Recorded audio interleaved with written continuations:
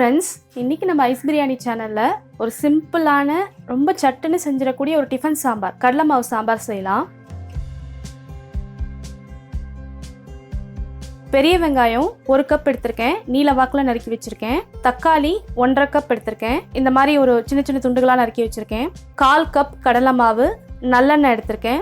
2 பச்சை மிளகாய் நீல வாக்கில் கீறி வச்சுருக்கேன். கருவேப்பிலை, கொஞ்சம் கொத்தமல்லி, 1/4 டீஸ்பூன் மஞ்சள் தூள், 1/2 டீஸ்பூன் கடுகு, 1/2 டீஸ்பூன் உளுத்தம்பருப்பு, 1 டீஸ்பூன் சோம்பு, தேவையான அளவு உப்பு. இந்த கடலை மாவு சாம்பாரில் இந்த மாதிரி சிம்பிளாகவும் பண்ணலாம். இது இல்லாமல் நீங்கள் இந்த மசாலா பொருட்கள் பட்டை, கிராம்பு, ஏலக்காய், அதெல்லாமல் இஞ்சி பூண்டு விழுது, இன்னும் காய் சேர்த்தும் செய்யலாம். இந்த கடாயில் நான் ஒரு 4 டீஸ்பூன் நல்லெண்ணெய் சேர்த்துருக்கேன். எண்ணெய் சூடாயிடுச்சு.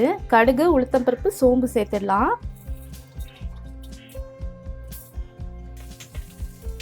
கடுகு வெடிக்குது. நான் அதில் பச்சை மிளகாய் சேர்க்குறேன்.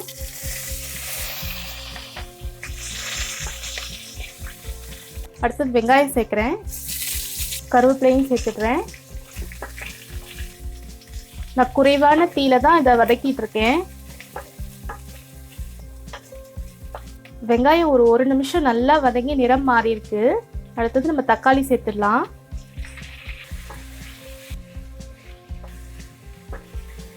இப்போ இது ஒரு 1 நிமிஷம் நல்லா வதங்கியிருக்கு. இதில் இப்போ நம்ம உப்பு சேர்க்கலாம். உப்பு இந்த ஸ்டேஜில் சேர்த்துட்டா இந்த வெங்காயமும் தக்காளியும் நல்லா மசிஞ்சு சுருண்டு வந்துடும்.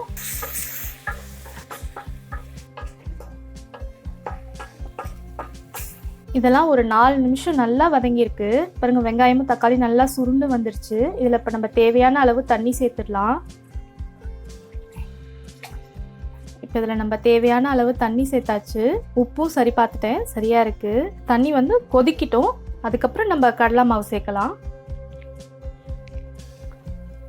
இப்போ இதெல்லாம் ஒரு 1 நிமிஷம் நல்லா கொதிச்சிருக்கு. பச்சை வாசம் போயாச்சு. நான் எடுத்து வச்சுருந்த 1/4 கப் கடலை மாவில் 1/2 கப் தண்ணி சேர்த்து இங்கே நல்லா கரைச்சி வச்சுருக்கேன். கட்டி இல்லாமல் கரைச்சிடணும். இதை வந்து இதில் இப்போ சேர்த்துடலாம். குறைவான தீ வச்சுட்டு சேர்க்கணும்.